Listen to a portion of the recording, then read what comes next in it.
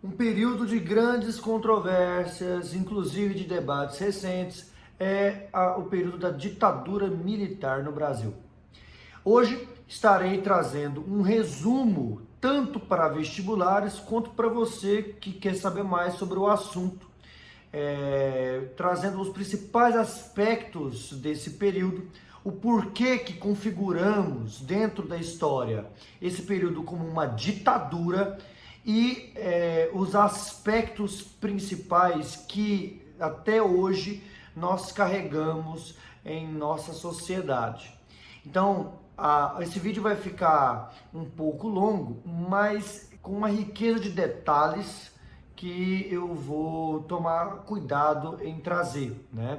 Claro que não vai dar para esgotar o tema, é um tema muito amplo, né? São 21 anos de ditadura militar, mas com certeza vai ajudar você nas suas pretensões. Então, se você é novo aqui, já se inscreve no canal, já ativa o sininho, já dá um like no vídeo, porque você não gasta nada fazendo isso e você me ajuda muito, ainda mais com um projeto educacional, ok?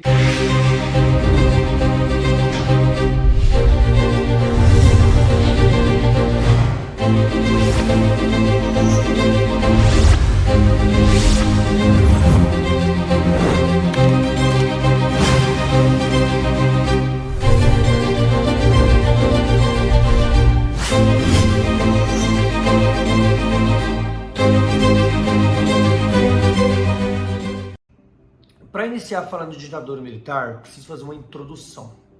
É um período que gera muitos debates e um pouco se fala sobre como realmente chegou-se a ter um período chamado de ditadura militar. Esse período começou com um golpe da virada do dia 31 de março para o dia 1º de abril de 1964.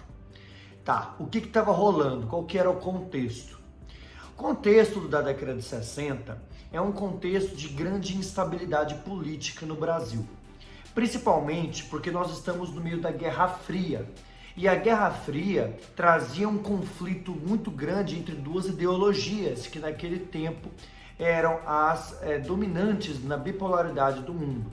A ideologia capitalista, representada pelos Estados Unidos, que tinha grande influência na América Latina, incluindo o Brasil, e a ideologia socialista, representada pela União Soviética no Oriente do globo.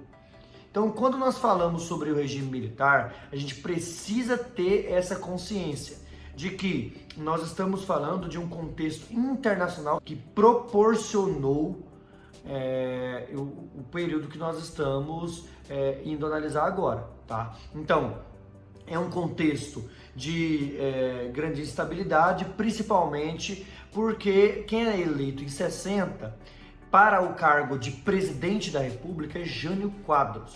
E quem é eleito para o cargo de vice-presidente é João Goulart. Lembrando que no período entre 46 e 64, que é o período que muitos chamam de República Liberal, ou enfim, muitos chamam com diversos nomes esse período, República Populista, é um período que as eleições para presidente e vice-presidente eram eleições separadas. Então, Jânio Quadros, ele era um político apoiado pela ala da direita e João Goulart era um político apoiado pela ala da esquerda, principalmente. E os dois foram eleitos pelo povo. Jânio Quadros governou somente 7 meses, mas foi o suficiente para trazer um aprofundamento da instabilidade no país. Considerando que Jânio Quadros ele trouxe uma política externa chamada de política externa independente. E essa política externa independente ela é um grande problema naquele contexto, porque ela vai trazer a perspectiva de que o Brasil não tinha que tomar lado na Guerra Fria. E por isso tinha relações saudáveis com tanto países do bloco socialista quanto países do bloco capitalista. Para os Estados Unidos, isso era uma ameaça ao seu domínio na América Latina, até porque o Brasil é um dos países mais importantes nesse contexto de domínio, principalmente na América do Sul. Então, é nesse contexto que Jânio Quadros ele começa a trazer uma polêmica muito grande e o olhar dos Estados Unidos sobre o Brasil cresce cada vez mais. Jânio Quadros renuncia ainda em 1961. Ele dura somente 7 meses no governo. E para assumir a presidência, João Goulart enfrenta uma grande resistência. Principalmente porque quando Jânio Quadros renuncia, João Goulart estava na China fazendo um trabalho de relações diplomáticas lá.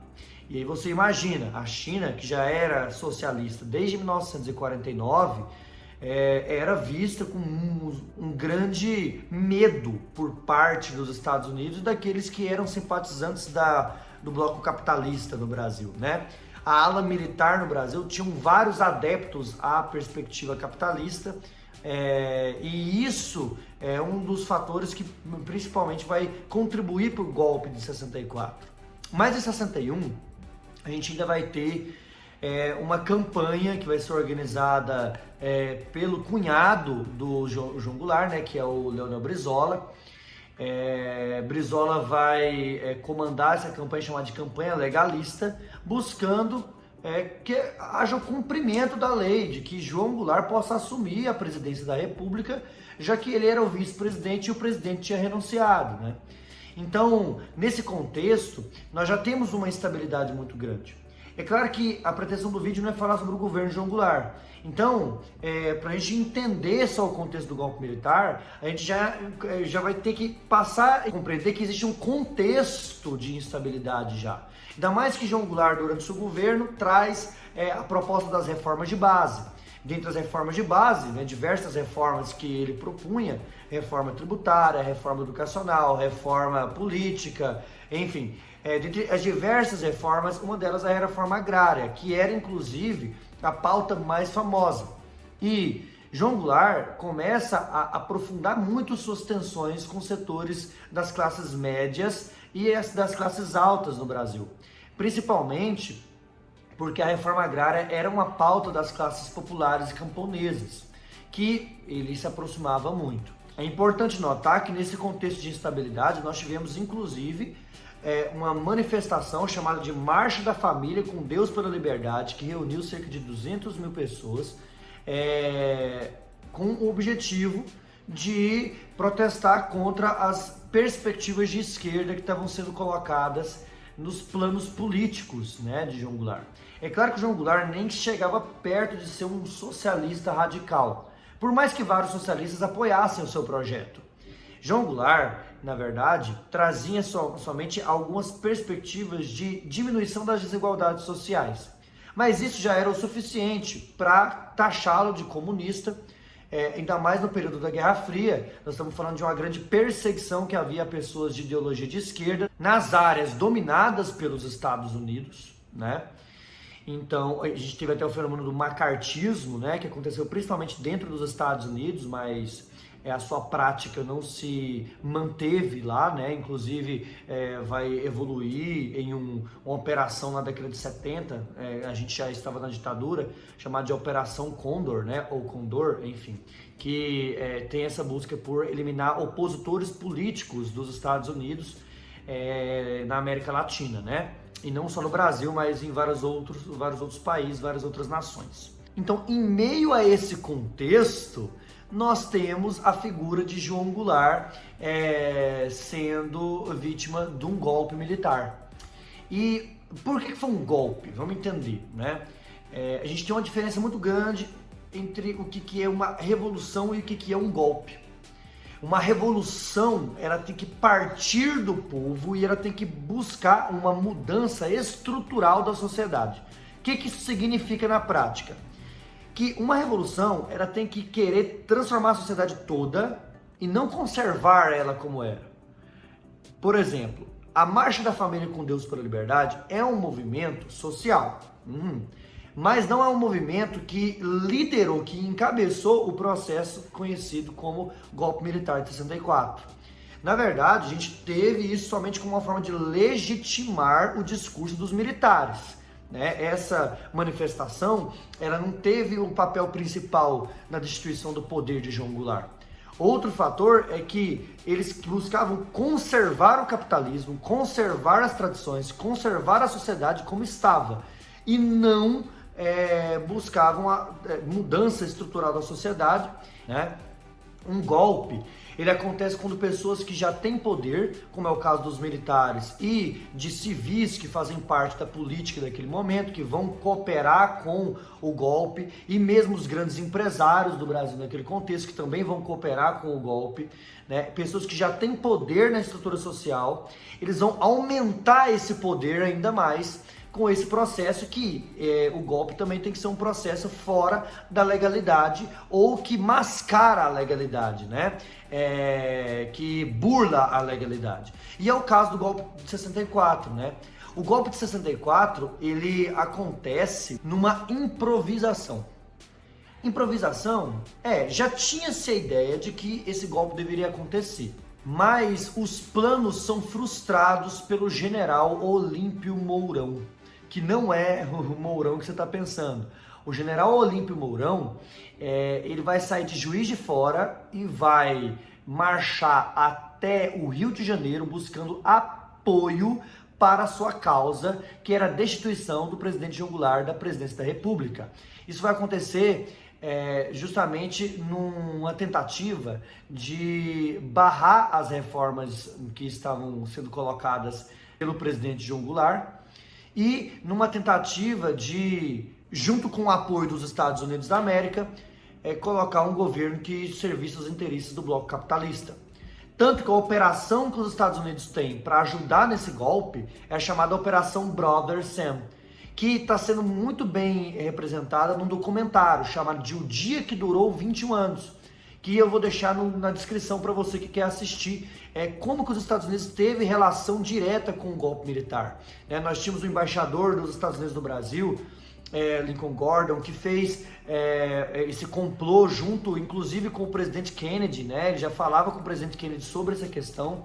Então a Operação Brother Sam, ela já tem essa busca pelo golpe militar no Brasil, então não foi um golpe somente interno, foi um golpe que teve apoio internacional do bloco capitalista. Então, o general Olímpio Mourão marcha para o Rio de Janeiro, já tem aquela perspectiva do apoio dos Estados Unidos, e em Brasília nós temos um complô. O presidente do Senado Federal, o presidente do Congresso Nacional nesse período, Auro de Moura Andrade, que é esse carinha que está aparecendo aqui, ele vai declarar vaga à presidência da República, justamente porque João Goulart já era vice, né?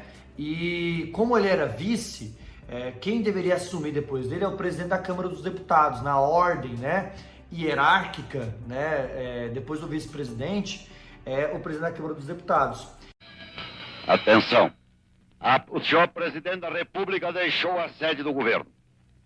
Deixou a nação acéfala.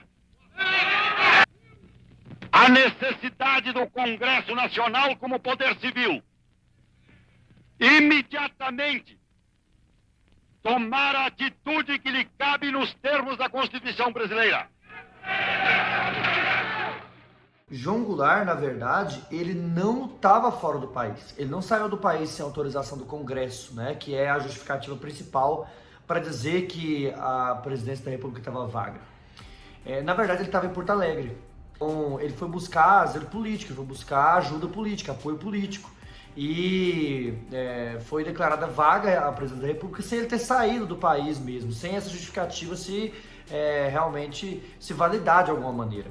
Então, nesse contexto, nós temos a marcha, né, da virada do dia 31 de março, dia 1º de abril, dos militares em Brasília. Nós temos a formação de uma junta militar, né, após um tempinho em que o presidente da Câmara dos Deputados vai ficar na presidência da República, que é o Ranieri Mazzilli, esse carinha aqui, né? Ele vai ficar na presidência da República durante alguns dias, e depois a gente vai ter uma junta militar que vai eleger indiretamente Humberto Castelo Branco para a presidência da República do Brasil. Ele não foi eleito diretamente, tá? Então não houve uma eleição democrática. Até porque os militares diziam que naquele contexto eles estavam fazendo uma proteção do Brasil contra os socialistas, né? Acusava João Goulart de ser socialista, inclusive João Goulart vai ter que buscar asilo político no exterior, e todos os outros políticos de esquerda eram suspeitos de conspirar contra o Brasil, e todos eles vão ser taxados de socialistas, né? Então a promessa é que esse período fosse um período muito breve, só para restabelecer a ordem, né? Vai ser 1 ano, não tinha exatamente um período específico, só para poder restabelecer a ordem e depois volta para a democracia. E isso, essa brincadeira aí durou 21 anos, né? Mas é claro que não existia consenso entre os próprios militares sobre a duração desse regime, né? Que estava começando a se instalar. Não havia um projeto estabelecido. Inclusive, muitos dizem que havia uma ala castelista, né?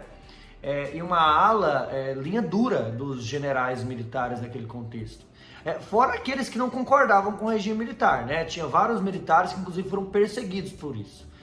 Mas a gente vai ter aí a figura dos castelistas, que acreditavam que tinha que ser um período curto, né? Que eles são ditos mais moderados, mas a perseguição política continua do mesmo jeito. Eles não tinham muitas diferenças em questão de perseguição, de censura, enfim, de repressão. Mas havia essa diferença sobre a duração, né? Do período. E os linha dura queriam manter aquele regime e, enfim, né? Os linha dura, inclusive, foram os responsáveis por inaugurar o que a gente vai chamar depois os anos de chumbo da ditadura militar. Mas isso é um assunto mais pra frente, né? Então esse primeiro contexto aí que Castelo Branco assume, você não tem muito um projeto. E as primeiras medidas de Castelo Branco já são medidas ditatoriais, ou seja, antidemocráticas. Ele não foi eleito democraticamente e são medidas de contenção, de um estado de exceção, né? Ou seja, de dar um poder amplo para o executivo, sufocar o legislativo e tudo isso para legitimar o seu projeto político, que é o projeto político do bloco capitalista durante o período da Guerra Fria e da perseguição àqueles que tinham ideias de esquerda, né? Com uma série de depoimentos oportunos sobre a atualidade política brasileira no que diz respeito à cassação dos mandatos dos deputados comunistas, criptocomunistas, pelegos, enfim, todos aqueles que estiveram ligados ao governo anterior e que participaram das grossas negociatas realizadas. Vamos ter a oportunidade de ouvir inicialmente o representante do estado vizinho de Mato Grosso, o seu presidente Manuel Oliveira Lima. Sobre o problema de cassação de mandato, nós lá em Mato Grosso temos o seguinte entendimento: todos os que colaboravam para a sabotagem da pátria, todos aqueles que traíam a nossa família, devem ser expurgados da vida pública do país. É importante lembrar que esse golpe também foi apoiado por vários civis, né? Liberais, o próprio Carlos Lacerda, que era um liberal que criticava muito Vargas durante o período da República Populista, né? Ele também apoiou. Nós tivemos apoio de Plínio Salgado, que é um antigo integralista, um fascista declarado, né, que apoiou também o golpe militar, e várias empresas, né? Inclusive eu tenho um vídeo aqui no canal, um videozinho um pouco antigo, que eu falo sobre as empresas que apoiaram a ditadura, né? Eu vou deixar aqui na descrição e no card também, eu falo sobre essa questão das empresas, né? Então a gente tem vários nomes aí que contribuíram para o golpe militar acontecer. Durante o governo de Castelo Branco, nós iniciamos já com o início dos atos institucionais. Os atos institucionais foram no total 17, mas nós vamos falar nesse conjunto de aulas sobre a ditadura militar, pelo menos 5, né, que são os principais. O ato institucional número 1 foi colocado em prática logo quando ele entra no governo, né, já no início. Inclusive é o ato institucional que vai dar possibilidade do executivo se fortalecer, do Congresso perder força, né? Algumas leis vão poder ser aprovadas pelo executivo sem passar pelo Congresso. O executivo vai poder cassar mandatos de deputados, tanto federais, estaduais, ou mesmo pessoas que tinham representação política municipal. Enfim, todo mundo que tivesse uma ideologia contrária ao governo poderia ter seu mandato cassado, né? Tanto é que foi criado nesse contexto o Serviço Nacional de Informações, o SNI. O SNI ele era responsável por perseguir opositores. Inclusive, invadiram a sede da UNE, da União Nacional dos Estudantes, colocaram as ligas camponesas na ilegalidade, aqueles que lutavam por reforma agrária. Movimentos de trabalhadores foram sufocados. Inclusive, o SNI ele tinha parcerias com algumas empresas que faziam entrega de trabalhadores sindicalizados, trabalhadores que faziam parte de movimentos sociais ou que tinham ideias políticas e se organizavam, né, em movimentos, tudo para entregar, né, como se fosse uma lista negra mesmo, né, que havia de todos os trabalhadores que estavam em conluio com uma ideologia que não era a ideologia dominante, né.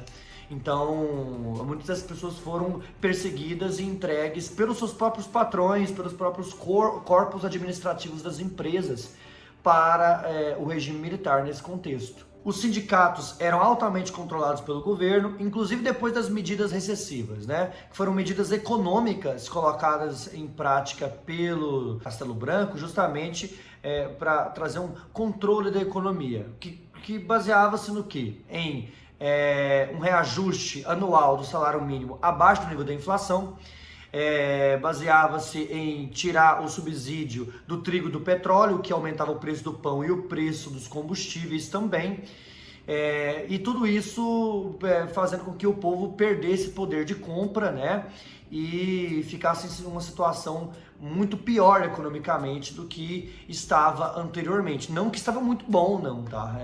No contexto Jânio Quadros, no contexto João Goulart, a gente vai ter vários problemas econômicos também. Até porque é uma herança do governo JK, né? O governo JK deixou uma inflação altíssima. Então, a justificativa para essas medidas recessivas do governo Castelo Branco é para controlar a economia do período. Nós tivemos uma aproximação muito importante com o FMI por causa dos Estados Unidos, né? Nós nos vinculamos totalmente à ideologia capitalista, ao bloco capitalista. Então, nós tivemos um prolongamento dos prazos para pagamento das dívidas externas, né? E outra coisa importante são as eleições estaduais que nós tivemos. Se você for parar para analisar, a gente ainda tinha eleição estadual, tá? Não vai ser todo o período da ditadura que vai ter, e também os partidos políticos vão ser extintos logo em breve no AI-2, né? Mas antes do AI-2, do Ato Institucional número 2, ser colocado em prática, né? A gente vai ter eleições estaduais. E a maior parte dos partidos que vão ganhar são partidos de oposição. E isso vai mostrar para o governo militar que eles não tinham o apoio que eles achavam que tinham, né? E justamente por causa disso, o Ato Institucional número 2 é colocado em prática. Você controla os partidos políticos. Porque o que traz o AI-2? O bipartidarismo. Ou seja, a gente só vai ter 2 partidos. São eles, o Arena, que é a Aliança Renovadora Nacional, e o MDB, o Movimento Democrático Brasileiro.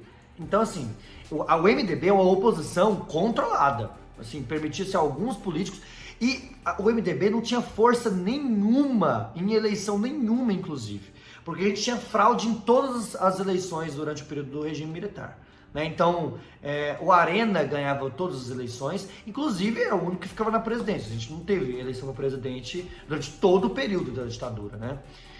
Então, a gente teve a instituição do bipartidarismo justamente porque os partidos de oposição tinham uma certa força ainda, e eles precisavam controlar esse aspecto também. Para que não tivesse uma oposição tão grande dentro dos governos dos estados, em 1966, somente 2 anos, né, depois do golpe militar, nós vamos ter a instituição do AI-3. O Ato Institucional número 3, ele vai trazer o fim das eleições estaduais para o governador e também para a Assembleia Legislativa. Então, assim, as eleições vão ser somente indiretas. Eleições diretas acabaram também. Então, a gente ainda vai ter eleições municipais, mas vai chegar um certo momento que a gente também não vai ter eleições para as prefeituras de capitais, tá? Então, volta e meia a gente vai ter uma flexibilização e um endurecimento desse aspecto de eleição direta, né? Mas, no geral, as eleições diretas, elas eram muito raras. A gente tinha muito mais eleições indiretas para vários cargos do Executivo do que eleições diretas. Bem, caminhando para o final dessa primeira parte da aula e finalizando o governo de Castelo Branco, a gente vai ter ainda, durante o governo do Humberto Castelo Branco, o AI-4, que vai trazer, basicamente, uma nova Constituição para o Brasil, né? A Constituição de 1967. Essa Constituição, ela vai mudar pouca coisa, assim, em questão de configuração republicana, né? Uma república, Estado laico, uma república federativa, nos moldes republicanos, né, tradicionais brasileiros. Mas ela vai legitimar todos os aspectos que o governo militar precisava, que estava sendo colocado em prática com os atos institucionais até então, né? Principalmente do ato institucional número 1, que é a instituição desse estado de sítio, o maior poder para o executivo. Então a Constituição de 67 vai trazer esse maior poder, esses amplos poderes para o executivo, né? Inclusive de colocar em prática leis que não fossem votadas pelo Congresso, né?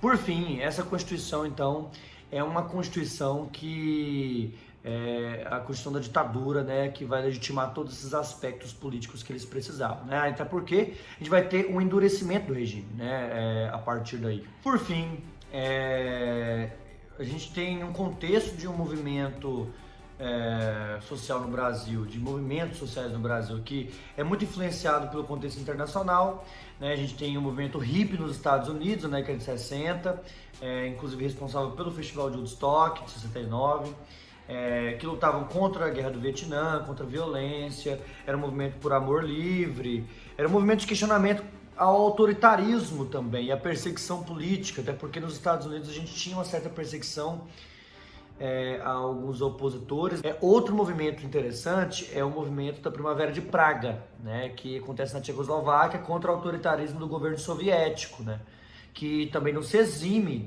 de autoritarismo, né. A gente tem dois governos, dois blocos duros com a sua oposição, né, perseguiam opositores políticos, tanto os soviéticos quanto os estadunidenses.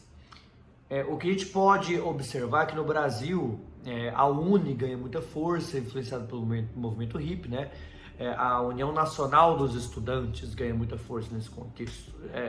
Até mesmo movimentos operários ganham muita força, principalmente contra a censura, né? Contra perseguição física dos manifestantes e tudo mais. Então, nesse contexto, o Brasil fica lotado de artistas que questionam esses aspectos de censura, né? Principalmente a Tropicália, o Teatro de Arena, que vai ganhar muita força. Já tem-se essa organização artística de luta contra a ditadura militar por meio da arte. A gente vai ter os chamados festivais da canção também, que são importantes nesse contexto, né? Movimentos de jovens que, enfim, tudo se resume a uma luta coletiva contra o autoritarismo. E é assim que começa o regime militar, é assim que começa a ditadura militar. E a partir daí a gente vai ter a eleição indireta de Costa e Silva, né, para uma junta militar, que vai iniciar o seu governo a partir de 1967, tá? E é assunto para os próximos vídeos. Acho que deu para entender alguns aspectos, né, alguns aspectos importantes, aspectos relacionados à questão de o porquê que é uma ditadura, né, e que a gente vai continuar vendo isso nos próximos vídeos. Deu para entender também os aspectos principais dos atos institucionais, o que cada um deles dizia, e quem são os principais protagonistas do início desse contexto. É muito importante fazer essa contextualização anterior, entender como é que foi o golpe militar, quem são os agentes políticos envolvidos nisso, para então a gente poder entender todo esse período e esmiuçar ele em vários detalhes importantes, tá bom? Qualquer dúvida, qualquer sugestão que vocês tiverem, coloca nos comentários para mim. A história é uma ciência, e como uma ciência, ela tem o seu rigor, né, de pesquisa acadêmica. Todas as fontes de tudo que eu falei estará na descrição. Eu não estou aqui com o objetivo de pregar nenhuma ideologia política, e muito menos de querer ofender alguém ou deslegitimar alguma outra ideologia política. A única coisa que eu estou trazendo aqui é a verdade. Se você é de direita, se você é de esquerda, se você é de centro, não importa. O que importa é entender como que realmente foi esse contexto, tá bom? Então, isso é uma coisa muito importante. Outro fator que eu preciso deixar claro sempre que a gente fala de ditadura.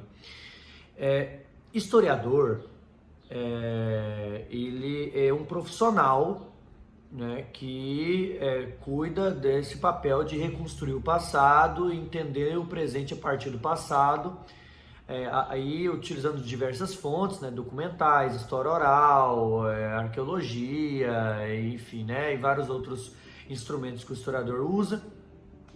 E viver um período não faz a pessoa entender o período completamente, tá?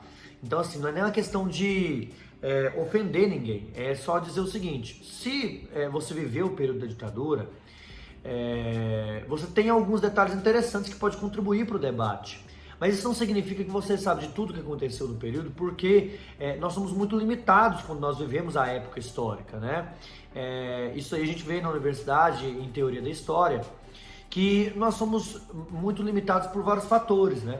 Primeiro, onde você vivia, quais informações que chegavam a você, qual era o meio midiático que você tinha acesso.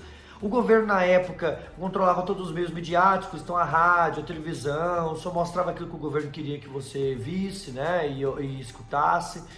Então é muito difícil trazer uma análise científica de uma pessoa que viveu a época somente, se basear só nisso. É claro que é uma pessoa importante que vai trazer relatos importantes que a gente chama de história oral, é uma das possíveis fontes históricas, mas não é a única, né? E não é a suprema, né, fonte histórica também. Então, viver o período é importante para trazer e enriquecer o debate, né? Mas não para realmente dizer como que foi o período. Então, pode ser que uma coisa ou outra que eu tenha falado aqui, você pense, nossa, mas eu não lembro disso. Mas tá tudo bem, né? A gente não lembra tudo que a gente viveu mesmo, dos contextos históricos que a gente viveu. Nem o que a gente está vivendo hoje a gente vai lembrar completamente no futuro, tá bom? Então eu acho importante deixar isso claro aí, pedir desculpa qualquer coisa se alguém ficou ofendido, tá bom? Minha função aqui é somente trazer mais conhecimento e, como eu disse, todas as fontes estarão na descrição, e se você quiser debater, eu estou aberto a críticas construtivas e sugestões para melhorar meu trabalho, tá bom?